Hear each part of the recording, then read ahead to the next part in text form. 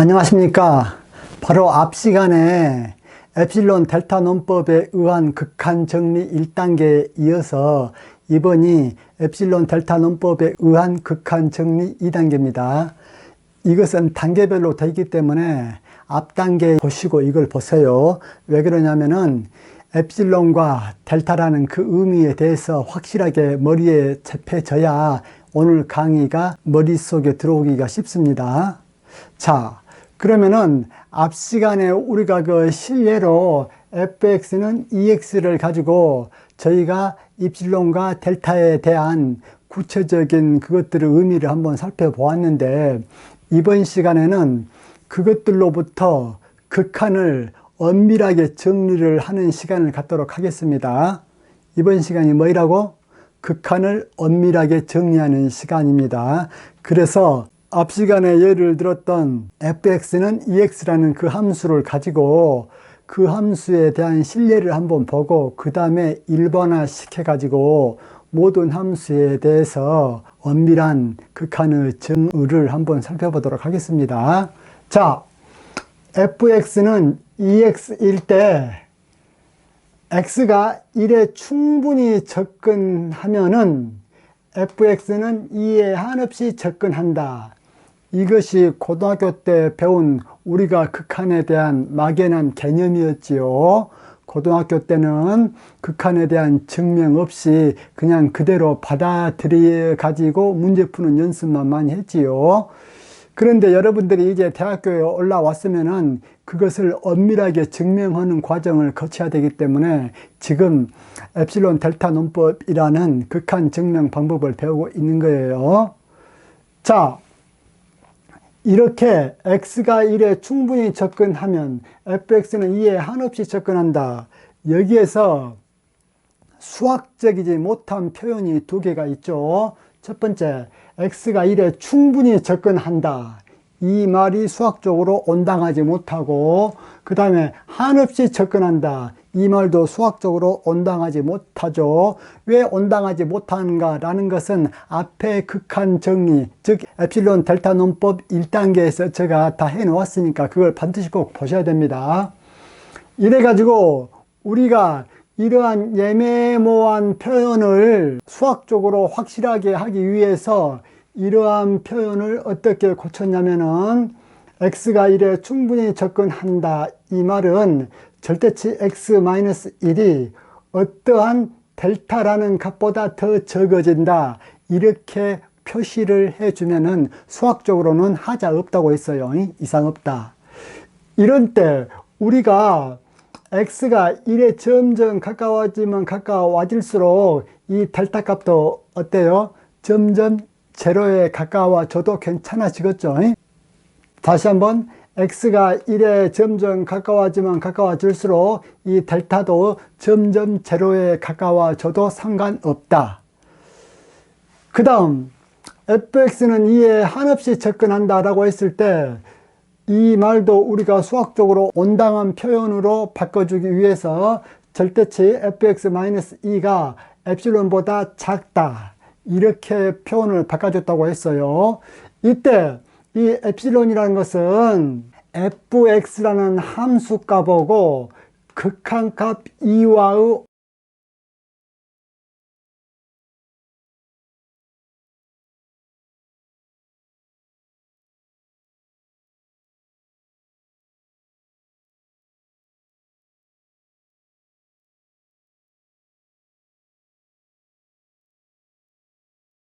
달리 말하면은 함수값하고 극한값하고 그 차이, 절대값 오차가 원하는 어떠한 값보다 더 작아진다면은 x가 1에 충분히 접근할 때 fx가 2에 한없이 접근한다라는 극한을 받아들이겠다 그 얘기예요. 그래서 이 표현을 우리가 다시 쓰면은 익히 알고 있는 리미트 x가 1로 한없이 가까이 가지면은 이거 답은 2가 되겠지요. 그러면은 우리가 앞 시간에는 델타와 엡실론이 무엇을 가리킨다 그것에 대해서 했잖아요.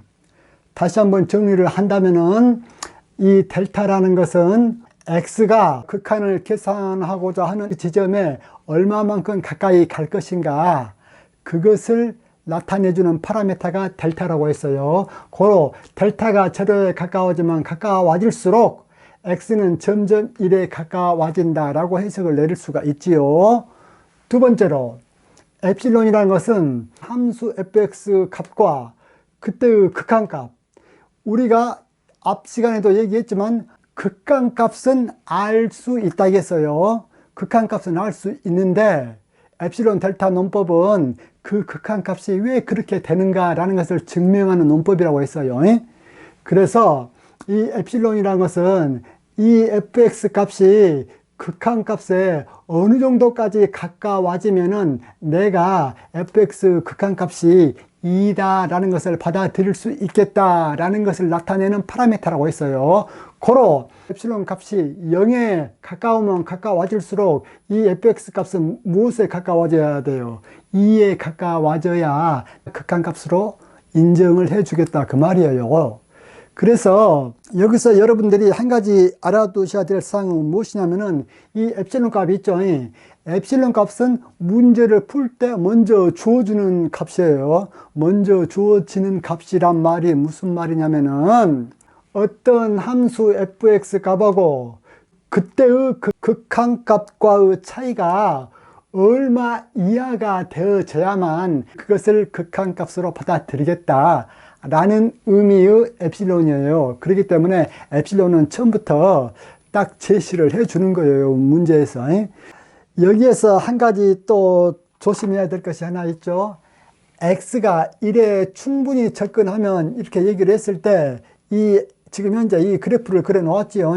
이때 x가 1에 접근하는 방법은 좌극한으로 접근하는 방법이 있고 우극한으로 접근하는 방법이 있는데 x가 1에 접근만 할 따름이지 정확히 x는 이퀄 1에서의 함수값은 우리가 관심이 있어 없어. 그렇기 때문에 여기에서 x는 이퀄 1에서의 어떠한 함수값들은 우리가 관심이 없기 때문에 x는 이퀄 1은 제외를 시켜줍니다.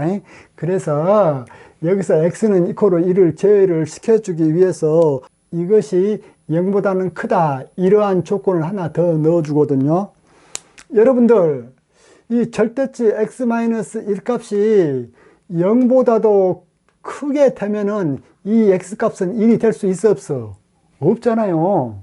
1이 될 수 없어. 그리고 여기서 x-1 값이 0부터 델타 사이에 있다 이 말을 우리가 그림으로 다시 그려주면 어떻게 되어지냐면은 얘가 1이 있다면은 절대치 x-1이 0보다는 크고 델타보다는 작다라고 했을 때 그 범위가 어떤 범위냐면은 바로 이 범위입니다. 이 범위. 이 범위가 이쪽이 델타, 이쪽이 델타예요. 그래서 1보다 델타만큼 적은 이쪽은 1 마이너스 델타가 되어지고 1보다 델타가 큰 이쪽은 1 플러스 델타가 되어집니다. 그렇기 때문에 여기에서 x가 변하는 영역은 어떤 영역이냐면 바로 이 영역이 되어집니다. 저기에서 x가 변하는 영역은 바로 이 영역. 즉, 이 식에서 x는 무엇과 무엇 사이냐면은 x가 1 마이너스 델타보다는 크고 1 플러스 델타보다는 작은 바로 그 범위를 우리가 절대치 기호로 표시해서 나타내주면은 이런 식으로 되어지거든요. 그러면은 지금 현재 위에 있는 이 표현들 있죠? 이 표현들을 제가 다른 말로 한번 고쳐보겠습니다. 어떻게 고치냐면은 절대치 x-1이 0보다는 크고 델타보다는 작다라고 했을 때 이 델타라는 것은 이 x가 어느 정도 1 주위에 몰려있는 값인가 라는 것을 나타내는 척도죠. 그럴 때 이 표현을 내가 달리 한번 적어주면 어떻게 되어지냐면은 내가 잡아놓은 x축 구간은 즉 x가 1에 충분히 접근하면 fx는 2에 한없이 접근한다 라는 것을 고등학교식 표현으로 곧바로 쓰면은 리미트 x가 1로 갈 때 2x는 2 그렇게 적을 수 있다겠잖아요. 이것을 이제 대학교식 표현으로 한번 적어 보겠습니다. 지금 현재 여기서 델타와 엡실론은 뭘 나타내고 있다고 했냐면은, 델타는 이 x가 1이라는 값에 얼마나 접근하게 할 것인가, 그걸 나타내는 파라미터가 델타이고, 엡실론이라는 것은 그때의 함수값들, 이때 이러할 때의 이 함수값들 있죠. 이러한 함수값들이 2라는 이 극한값에, 2라는 이 극한값, 2는 x가 1에 한없이 가까이 갈 때의 극한값이야. 2라는 이 극한값에 얼마나 가까이 몰려져 있어야 되는가 라는 것을 한정해주는 파라미터가 엡실론이라고 했고, 엡실론이라는 것은 문제를 풀 때부터 출제자가 엡실론은 얼마로 해라 라고 조건을 준다고 했어요. 그러면은 위에 있는 이 표현을 조금 더 달리 나타내주면 어떻게 되어지느냐.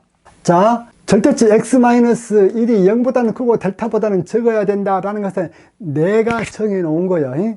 내가 델타를 이 정도까지 이렇게 잡아 놓겠어. 내가 잡아 놓은 x축 구간, 이 x축 구간이 어떻게 되어집니까? 내가 잡아 놓은 x축 구간, 이것이 어떻게 되어지냐면은 절대치 x-1이 0보다는 크고 델타보다는 적은 이 구간에 있다라는 것이 내가 잡아놓은 x축 구간이 되어지죠. 그 다음에 이럴 때 이 x축 구간에 있는 모든 함수값 fx와, 즉 이 구간에 있는 모든 함수값들은 어때요? 여기서부터 여기까지 뻗쳐져 있죠. 즉 1을 중심으로 한 1-델타, 1 플러스 테타, 이 사이에 있는 함수값들은 지금 현재 여기서부터 여기까지 밀집되어져 있죠. 여기서부터 여기까지 함수값들이 밀집되어져 있어. 이때 그 밀집되어져 있는 모든 함수값 fx와 극한값 간의 차이가, 이때 극한값은 뭐예요? 우리가 2라는 것을 이미 알고 있어요. 극한값은. 극한값 간의 차이가 임의의 양수 엡실론보다 작다면, 이것이 중요해. 이것이 왜 중요하느냐. 지금 여러분들 다른 건 보지 말고 이쪽만 보십시오. 즉 내가 잡아놓은 x축 구간, 그것은 절대치 x-1이 0보다는 크고 델타보다는 작은 바로 이 영역이라고 했어요. 빗금친 이 영역. 이 영역의 모든 함수값 fx라고 했기 때문에 모든 함수값 fx는 이 영역에서, 모든 함수값 fx는 여기서부터 여기까지 있죠. 어떤 값 주의로? 극한값 2 주의로. 이때 모든 함수값 fx와 극한값 간의 차이가 임의의 양수 엡실론보다 작다면, 이렇게 얘기를 했어.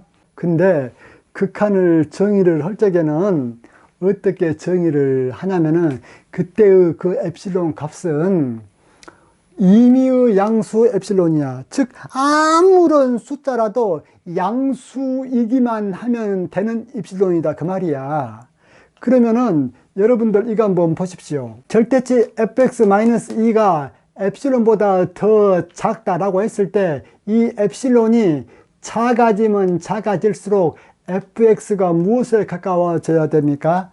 극한값 2에 가까워져야만 이 조건을 만족을 시키겠죠. 지금 현재 이 조건은 어떤 조건이냐면은 함수값 fx-2가 엡실론보다는 적어야 된다라는 조건을 나타내고 있잖아요. 그렇기 때문에 이 엡실론 값이 작아지면 작아질수록 함수 fx 값은 무엇에 가까워져야 됩니까? 극한값 2에 가까워져야 되죠. 그러면은 엡실론 값이 여기서 적어진다는 말은 뭐예요? 지금 여기에 있는 함수 값들은 이런 값들이죠. 그런데 극한값은 뭐예요? 2잖아요. fx는 x가 1로 갈 때 극한값이 2. 그러면은 이 극한값하고 여기에 있는 함수값들과의 차이가 엡실론보다 더 작아져야 되는데, 그 엡실론이 어떤 값으로 딱 주어져야 이제 우리가 알 수 있잖아요. 그런데 그 엡실론 값이 어떤 값으로 주어져 있어? 임의의 양수요. 즉 아무리 작은 수라도 양수이기만 하면 된다, 그 말이야. 임의의 양수 엡실론보다 이 함수값하고 극한값이 임의의 양수 엡실론보다 작다면 그때는 우리가 어땠다고 얘기를 해 주냐면은 리미트 x가 1로 갈 때 ex는 2다 그렇게 표현을 해 줍니다. 만약에 엡실론 값이 이 정도 주어졌다고 합시다. 하나는 여기서 요만큼 주어졌고 또 하나 엡실론 값은 또 여기서부터 요만큼 주어졌어요. 그러면은 엡실론 값이 이렇게 주어져 있다면은 내가 정해놓은 델타 값에 의한 이 범위 내의 모든 함수 값들이 이 범위 내에 들어옵니까? 못 들어옵니까? 못 들어오죠.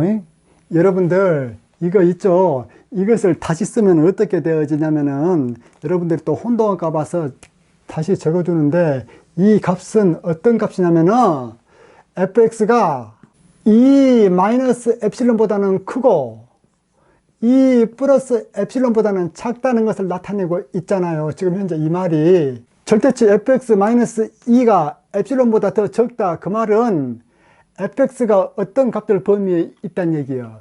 이 마이너스 엡실론 값과 이 플러스 엡실론 값 그 사이에 존재하고 있다라는 말이 이러한 표현이잖아요. 고로 문제에서 엡실론 값이 이 정도 범위로 주어져 있다. 그러면은 이쪽 값은 뭐예요? 2 플러스 엡실론이고 이쪽 값은 2 마이너스 엡실론이죠. 즉 이쪽 값은 2 플러스 엡실론이 되어지고 또 이쪽 값은 2 마이너스 엡실론이 되어진다 그 말이에요. 그러면은 우리는 fx 값이 2 마이너스 입실론과 2 플러스 입실론 사이에 있어야 된다겠어. 어떠한 x 범위 내에서 x가 1보다는 델타만큼 작고 1보다는 델타만큼 큰 이 영역의 모든 x에 대해서 그 값들이 전부 다 어떤 영역에 있어야 되냐면은 2 플러스 입실론과 2 마이너스 입실론 이 사이에 있어야 우리는 x가 1로 한없이 가까이 갈 때 그 극한값이 2이다 라고 정의를 하기로 했다 그 말이에요. 그런데 지금 현재 엡실론을 이렇게 잡아 놓으면은 델타를 이렇게 잡아 놨을 때 극한의 정의를 충족해 못해. 충족을 못하죠. 왜 충족 못해? 바로 여기에 있는 이 함수값들은 이 범위에 안 포함되어 있잖아요. 안 포함되어 있어요. 여기에 있는 함수값들은 이 범위에 안 포함되어 있어요. 이 범위에. 그렇기 때문에 엡실론 값을 이렇게 주어졌다면은 델타 값을 이렇게 잡아주면은 이것은 극한의 정의를 충족해 못한다 그 말이에요.